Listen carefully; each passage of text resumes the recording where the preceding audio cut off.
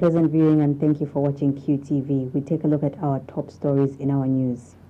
The Copperbelt University management has reduced the surcharge students will have to pay for damaging property during riots from 1,500 kwacha to 150 kwacha. 7 civil society organizations say they will join the case in which the Law Association of Zambia is challenging the proposed enactment of the Constitution Amendment Bill. And governance activist Les Chikuse has called for the immediate suspension of Lands Minister Jean Kapata over the Lusaka East Forest Reserve land. And now details in our news. The Copperbelt University management has reduced the surcharge students are supposed to pay for the damage caused to property during riots from 1,500 kwacha to 150 kwacha. There has been an uproar from various stakeholders over the 1,500 kwacha surcharge the university management had announced. CBU Vice Chancellor Professor Nyson Goma told journalists that the decision to reduce the surcharge was arrived at after management consulted with Higher Education Minister, who advised that the fee be reduced. Professor Ngoma has, however, clarified that the students who were expelled but were later readmitted after the minister's intervention and are currently on suspension will have to pay the 1,500 kwacha upon return, while those confirmed to have participated in the riots but were not suspended nor expelled will have to pay 1,000 kwacha. He says the returning students will have to pay the 150 kwacha before being readmitted.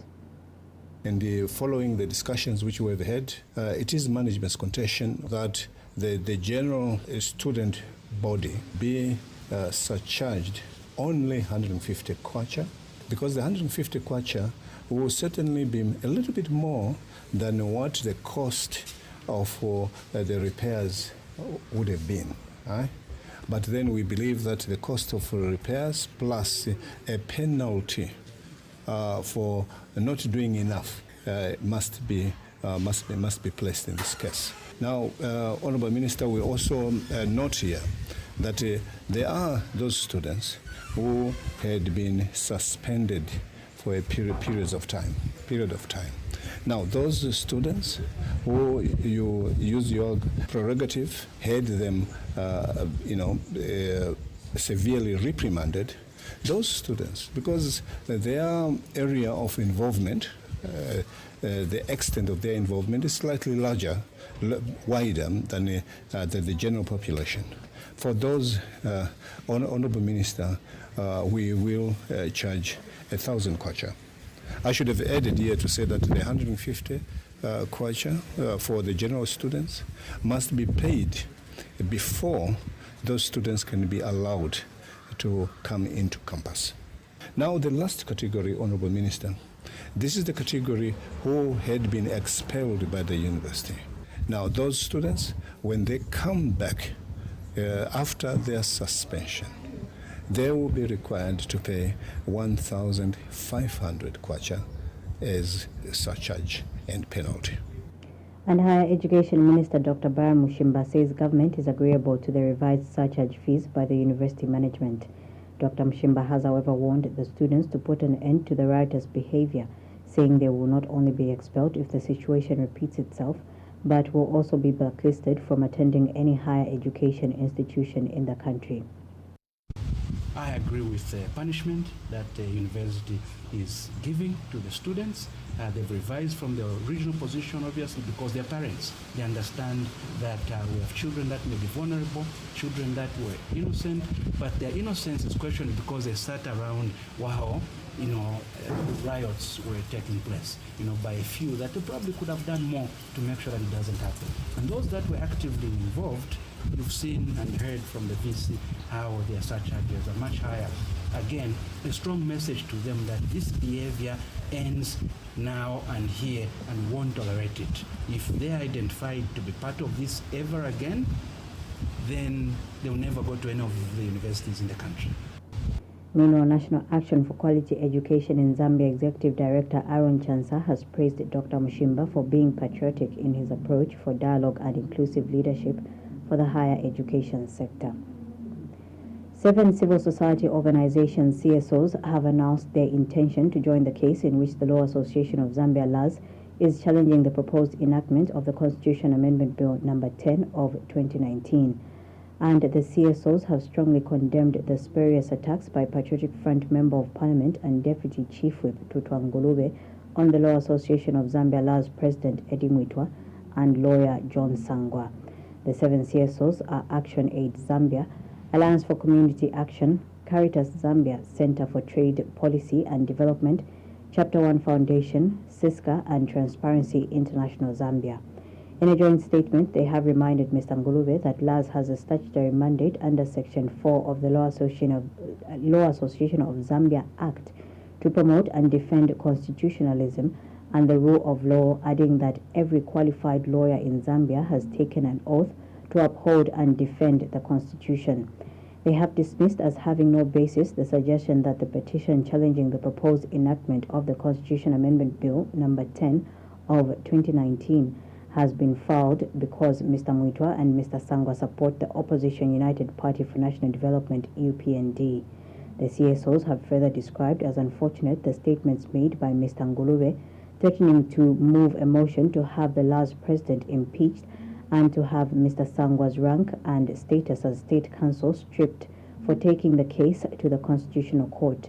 They state that if Mr. Ngulube feels strongly about the case challenging the Constitutional Amendment Bill, the appropriate channel to address his grievances with it are the courts of law. They note with regret the trend by ruling party members of parliament to threaten the impeachment of sitting LAS presidents whenever they follow their statutory mandate to defend the Constitution, constitutionalism, and the rule of law. The civil society organizations say this shows that such members of parliament are not prepared to respect the institutions that serve the wider national interest and are not prepared to defend their argument without resorting to measures that are inimical to freedom of expression and the principles of democracy. They state that they have pursued the 101-page petition submitted to the Constitutional Court by Mr. Sangwa's law firm and are of the view that the case presented has merit. Meanwhile, Zambian DNA spokesperson Spooky Mlemwa has opposed the decision by the Law Association of Zambia to petition President Lungu, the Attorney General, and the National Assembly over the Constitutional Amendment Bill. A new Congress Party President Peter Chanda has called on the Law Association of Zambia to reconsider its decision and look at how the process will benefit the Zambians. He cannot commence a matter to stop the smooth running of the other arm of government, which is the legislature. What is Parliament there for? Parliament is there to make laws and make policies. That's a duty. And by virtue of the fact that we have members of Parliament, the Zambian people are represented through the members of Parliament. We want to state that this is a smearing campaign that is viciously launched to ensure that they foster regime change. The Zambian people had given a mandate to President Edgar Chagwa Lungu and the PF to govern until 2021. Therefore, the president is in power constitutionally. And those who didn't make it to State House, it's because the people rejected them. We asked them to allow the head of state and his team to work for this country because they're the only ones given the mandate to work for the people. Police officers in the early hours of Thursday swung into action, evicting retired teachers who have been occupying staff houses at Monali Secondary School Teachers Compound in Lusaka, leaving them and their families in the cold. The officers who raided the houses around 01 hours were acting on an eviction letter signed by Lusaka Province Deputy Permanent Secretary Fraser Msonda, in which he gave the occupants 14 days to vacate the houses. The officers also demolished some structures that had been put up at the houses. The affected retired teachers have condemned the move by government to evict them from the houses while they were sleeping. Favorite Kalando visited the scene and brought us this report.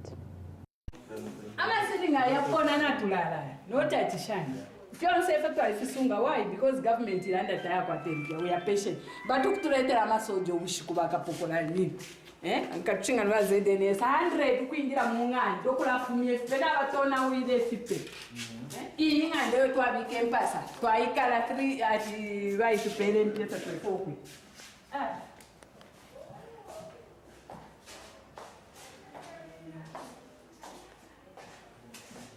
But balesa mukula tubere fintu kwatuli bakabwala ala from nowhere atatulala bachifa batwipaire mukati mufigurugutu mumaya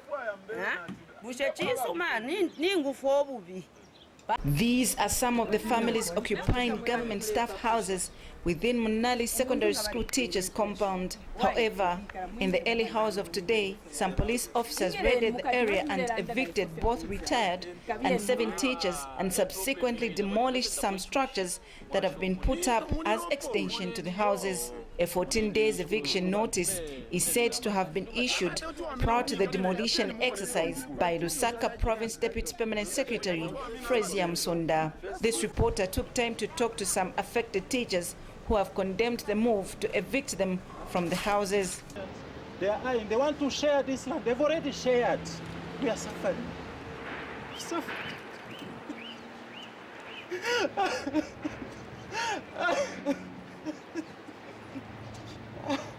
No, I can't believe. Look at this. Like this. I put my children there. The big boy sleeping there. Why this? Why?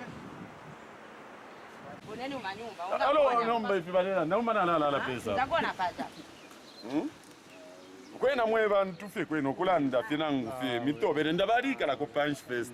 Okay nene ule saving ngabarinde ka kofiri ati okay. Iwe since ta uli mumeni kuja but twakupela ko nangu 48 fira balanda fira. Na ba rent efe batita fira. Not ukufika fe mwamba fe fira. Awe that's not good. Na barufia ngabati kuipa yafye. Eno ngabati muipa yo yatsala na na tawole kanande kona wenoko. Last night I received over 100 police officers with the cadres who came to evict me. And they chased me at 01 hours. So, and even in my house, there was a tear gas which was flushed in because I delayed when I was still dressing up. Sylvester Mlenga is Patriotic Front Mnali Ward 33 councillor. And so we have advised the affected or the victims they have formed a group of a small committee where my MP, Professor Kandulu, and of course myself and through my office, we have directed them to come up with a status report. And this status report should come from themselves because they who have the actual information or the status as to regard to their entitlement as the retired individuals or transferred individuals. But Zambian National Union of Teachers spokesperson Joe Kasaka has described the situation as unfortunate. Except the procedures for eviction, I hope they were carried out properly, not in a haste, and maybe sufficient communication should have been given. If they were given sufficient communication and these teachers given all their monies, I think we have we don't have anything for them. It's just right for them to leave. But for those that are still owed by GRZ, it's not right for them to be evicted. Forbes Mufwaya, who is PF Mnali chairman, has distanced the party from the eviction. The party has literally nothing to do with what is happening here. This is purely a Ministry of Education issue, and the people that are affected are, as I understand, former teachers for this school and other schools. So if anybody feels that it's the party that is sent the state police officers to come and evict these people, the answer is no. The party has literally nothing to do with this. Favorite Kalando reporting for QTV News in Lusaka. Governance activist Leslie Chukuse has called for the immediate suspension of Lands Minister Jean Kapata to pave way for her investigation for allegedly allocating herself a plot in the controversial Lusaka East Local Forest Reserve number 27.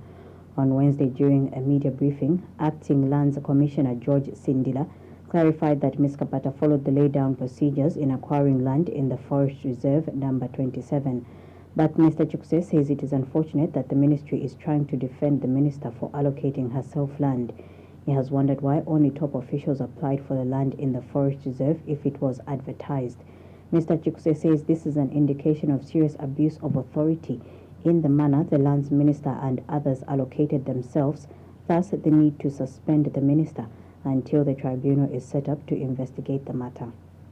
We demand the immediate suspension of the Minister of Lands, Jean Kapata, until a tribunal is set and investigations are done to determine and examine the mode of allocation and as to whether the WEMA and the ZEMA were consulted. Just a few days ago, WEMA said that that matter could not be commented on because it was in court.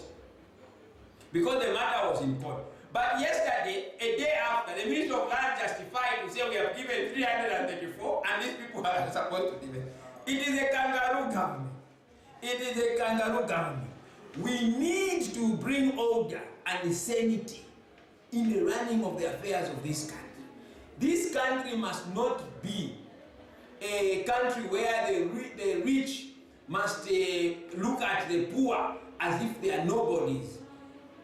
So we support a tribunal that it must be set to ensure equality and equity in the distribution and whether that land is environmentally friendly for allocation.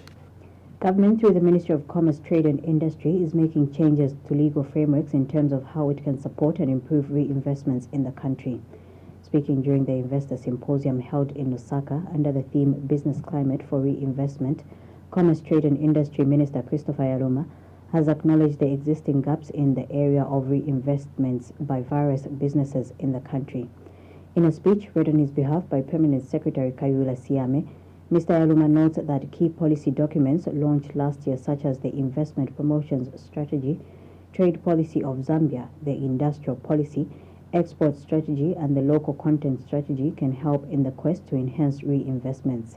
He states that government strives to create the best investment and business environment for the country to stand out in the region and the world at large, as well as create a favorable business environment which will help the country attain the Vision 2030.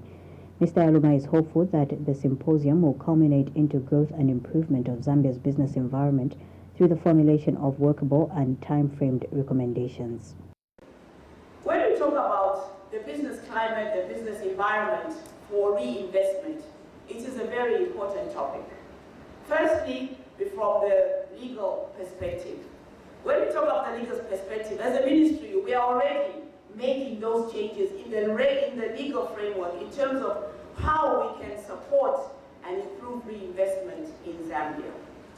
We have the policy framework. As you know, last year we already launched the investment promotion strategy, the trade policy of Zambia, the industrial policy, the export strategy, and also the local content strategy. So these are key documents that have been recently launched and approved by the government of the Republic of Zambia through the Ministry of Commerce, Trade and Industry. So I would like to encourage all of you to be familiar with these policy and documents. Secondly, we talk about the regulatory framework. The regulatory framework for Zambia in terms of businesses is being led by the Business Regulatory Review Agency. But in doing that, we have a number of regulatory agencies, and I'm glad that you are here today because you form part. And Zambia Development Agency Board Chairperson Marion Kobe is optimistic that the symposium will see a positive business environment created for business to succeed in the country. The Economics Association of Zambia, EAZ, says the prolonged constitution refinement process will have implications on the country's investment climate. EAZ President Lubinda Havazoka says the continued wrangles and talk over the Constitution Amendment Bill is already showing investors that Zambia is not stable to invest in. Dr. Havazoka states that the EAZ is therefore advising key players in the constitution refinement process to show maturity in their involvement in the process. We have more details in the following report. The Constitution Amendment Bill 2019 should now rank first among all controversies in the country. Since its adoption in May this year, government has commenced the actual legislative process of the bill in Parliament amid strong opposition. Those opposing the passing of the bill into law claim their stance is in the best interest of the country. You may recall that on the 15th of July this year, there was a statement that was issued by the Council of the Law Association of Zambia, signed by the Honorary Secretary, indicating that the Council had decided to take the issue of the Constitution Amendment Bill to court, to the Constitutional Court. So that's how the decision was arrived at. Government, on its part, however, passing this proposed piece of legislation into law is a must. So the committees will resume sittings on the 2nd of September to receive submissions from members generally. Yeah, so from the Parliament point of view, we want to say that the Parliament enjoys that immunity because that is an internal process. Making laws is an internal process of Parliament which cannot be interfered with. It has been established through research, however, that constitutional matters and controversies thereof always have an impact on economic performance of any given country. The Economics Association of Zambia, EAZ, is alive to this fact and fears talks on the country's current constitutional refinement process may equally have implications. Continuous wars and talks over a constitution has a negative impact on investments because investors might think that the country is not stable because they don't have stable laws, and this type of war between various stakeholders has an implication on investor climate in the country. The EAZ president has also appealed to political players to be more mature in their involvement in the constitutional refinement process. So I think relevant stakeholders should do this in a much more mature way, especially the politicians should not create politics out of the constitution, because that talk might have a negative impact on the investor climate and in economic development as a whole, because investors, foreigners, want to bring money into a stable economy. Government, the EAZ, and last, all nominated delegates at the National Dialogue Forum, which adopted the Constitutional Amendment Bill 2019. Lazarus Ichula, QTV News. Political analyst Dr. Alex Ngoma says the failure by the opposition MMD to resolve its internal wrangles will negatively affect the party's mobilization ahead of the 2021 general election. Dr. Ngoma says the continued wrangling in the former ruling parties, MMD and UNIP, is affecting their role of providing checks and balances to government because they have no time to do so. He has told Q News that the two political parties should observe and respect their constitutions as opposed to making blind decisions. Dr. Ngoma says party constitutions are key in resolving internal wrangles. Meanwhile, Dr. Ngoma has observed that the country is still polarized along political lines. He has since encouraged President Edgar Lungu and UPND leader Hakainde Hichilema to adopt bipartisan politics so as to address the issues affecting the people of Zambia. You will see that the leaders of various political parties have continued to work together to provide the much needed answers to this nation. But if what I saw, late last week is anything to go by, then I can see light at the end of the tunnel. I heard a comment that HH had actually suggested to President Lungu that they should bury their differences, which they need to do, which they needed to do like yesterday, to be able to work together as the leaders of our nation to provide the answers. I would like to encourage both of them to begin to look for fresh ground where they begin to see things eye to eye, where they begin to adopt what is known as a bipartisan approach, to be able to come together and address issues that face the people of Zambia. If they do that, then I can safely say that the polarization that we have seen in our country will begin to melt down, and therefore stability will be enhanced. That is very, very good, especially bearing in mind the fact that we are moving towards 2021. We would love, as the people of Zambia, really to have a peaceful, credible and fair election in 2020. Tourism and Arts Minister Ronald Chitotola says he will soon recommend for the replacement of tourism attaches in missions abroad that are not producing desired results. Mr. Chitotola says President Edgar Lungu puts premium on tourism as one of the 5 priority areas, which calls for greater efforts, especially by those in foreign missions. He has also noted the need for the Zambia Tourism Agency, ZTA, to step up efforts to distribute tourism promotional materials or risk being shaken up. Mr. Chitotola has since noted with pleasure that the month of July recorded 127 tourists, with a further 96 traveling to Zambia from India in the last week of August 2019.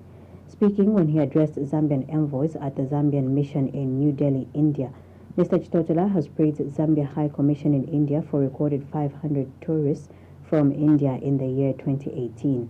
And Zambia's High Commissioner to India, Judith Kabijimpanga, says over 500 Zambians travel to India mainly for medical and conference tourism.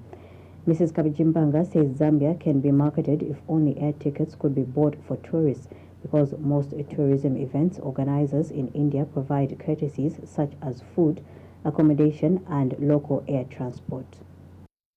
I must express my delight that I am told before the end of this week or by next week we'll be having almost 100 tourists from India that will be visiting Zambia, that will be coming to Victoria Falls.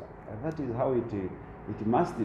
So for my colleagues who have been attached specifically for tourism in various missions, it's a wake-up call that if in 2, 3, 4, 5 months we don't get anything from you by the end of December, I'll be sitting down with His Excellency the President and said, no, maybe we need to buy a new engine and send it to that mission so that it can begin firing and it can take us to our desired destination. The mission is trying. We need bed space, but also we need support from ZTA and your ministry, Honorable Minister. And the invitations from India, most of them just require the private sector or ZDA or your ministry to cover the cost of tickets. When the dance troops and others arrive here, they will be taken care of.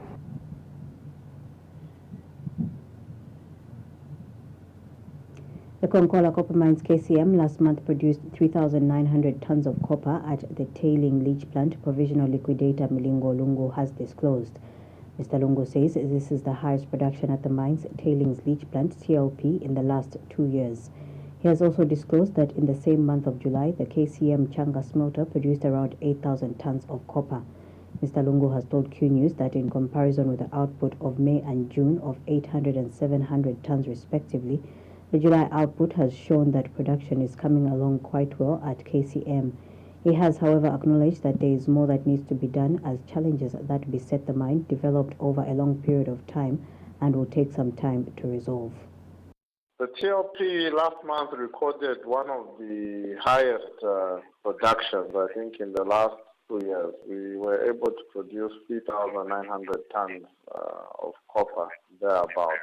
And then the smelter produced around 8,000 tons of copper last month. So this is in contradistinction to when we only produced about 800 tons in May and about 700 in June. So production is coming along quite well. More needs to be done. But obviously, the problem is that the problems which beset KCM, were developed over a long period of time. So it will also take some time to dismantle them. But about 12,000 people are expected to benefit from a rural health center in Kasenga Rural Settlement in Chongwe District, which is being constructed by the Anglican Diocese of Lusaka at an estimated cost of 1.5 million kwacha. Anglican Diocese of Lusaka fundraising member for the Kasenga Rural Health Center, Shamo Njeleka, says the church decided to construct the health center after noting that Kasenga Rural Settlement has no health facility in the proximity. Mrs. Njeleka says the rural populace has challenges in accessing healthcare because of distance to healthcare facilities.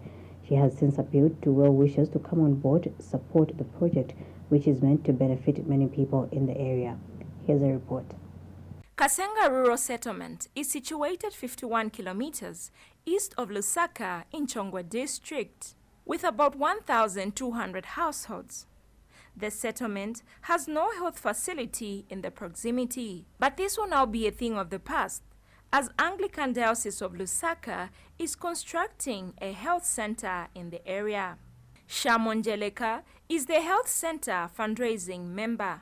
As the Anglican Church, our focus really has been on the future generations, and the future generations are the young people, the youth, the children, and with that comes them having a proper health, proper feeding, proper schooling, which we believe that everybody should really focus on.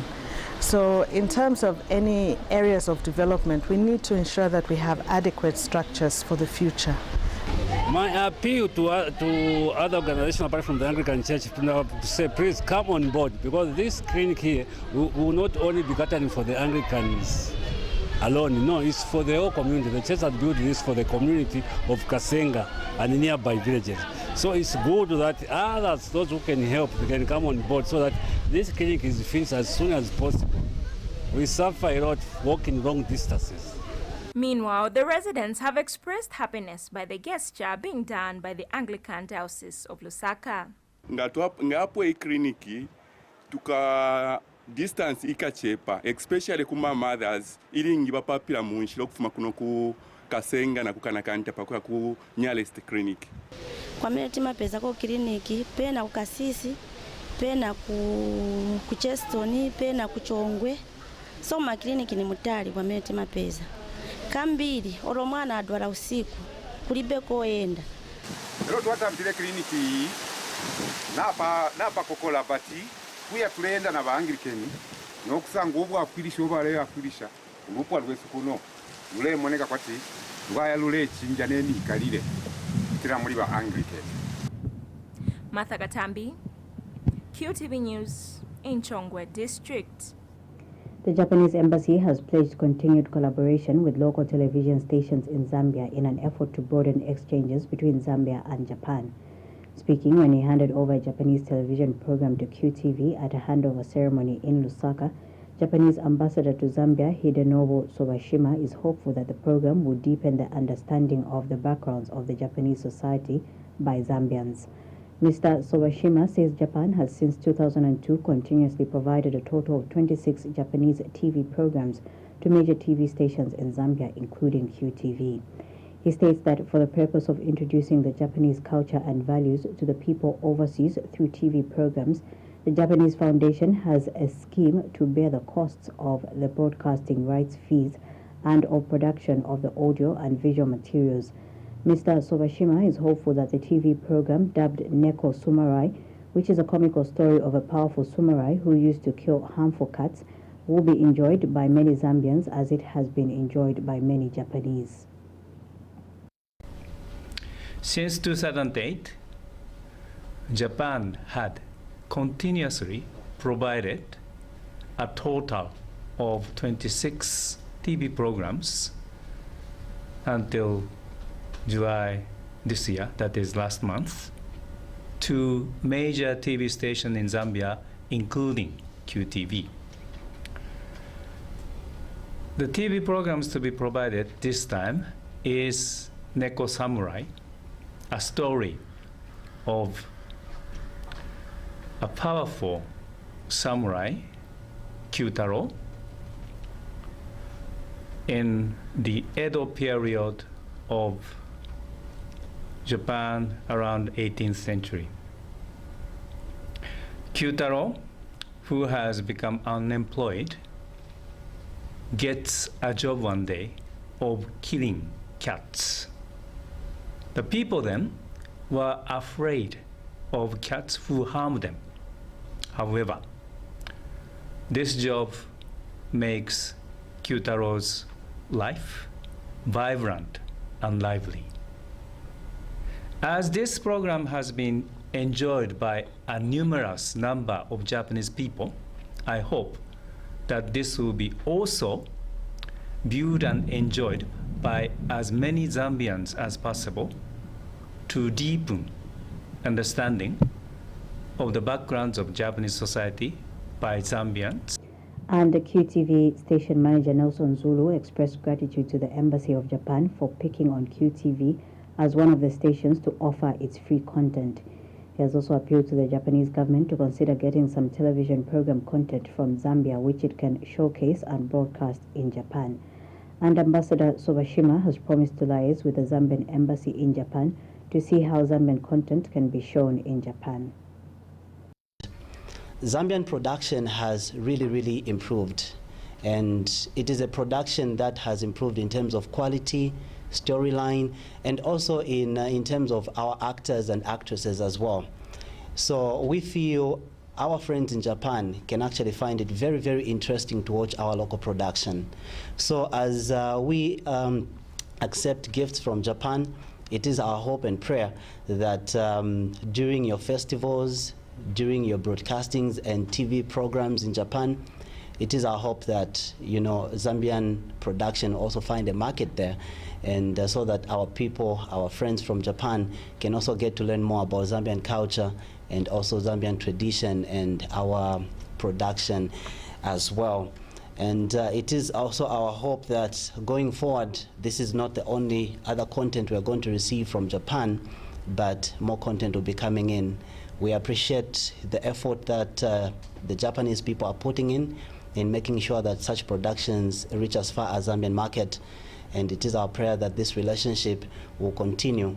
Finally, I would also want to express our gratitude on behalf of QTV management and the people of Zambia. Thank you so much for choosing our TV station in as far as working on this content is concerned. The Zambia Chamber of Commerce and Industry, ZACI, has welcomed the decision by Finance Minister Dr. Bwalya Ngandu to subject the sales tax to further consultation and engagement. ZACI President Chabuka Kawesha, however, states that the Chamber is still of the idea of re-evaluating the value-added tax as opposed to the introduction of sales tax. Mr. Kawesha states that there is need to identify the shortcomings of VAT that need to be done away with, as well as identify those of sales tax before a final decision is made. He is hopeful that the consultations will produce a fine line in the interest of all players involved should the sales tax be introduced next year. Whenever and in any situation where there is a matter that dictates or speaks to the business environment, it's important that the parties sit together. Government has shared its views, and we're happy to learn more views about the general sales tax, and the private sector has continued submitting its views as well. So it is our hope that within the ongoing deliberations, we shall be able to find a fine line. Again, we still been calling for just the re-evaluation of the VAT itself, so that as much as we are dropping off from one tax regime, moving into another, we need to know what are the shortcomings. Economic and Equity Party President Chilufya Tayali says failure by the ruling PF to reverse its opposition to the reintroduction of deputy ministers will be betrayal of all other delegates who attended the National Dialogue Forum NDF. Mr. Tayali says having taken part in the NDF, his party is disappointed that the ruling party has gone out against the collective resolve of the forum. He says to this effect, the EEP will make submissions to the Parliamentary Select Committee on the Constitution Amendment Bill 2019 in favor of the reintroduction of deputy ministers. Mr. Tayali has told QTV News that his party will also register its displeasure against those who did not take part in the NDF but are now making the loudest negative comments on the contents of the bill.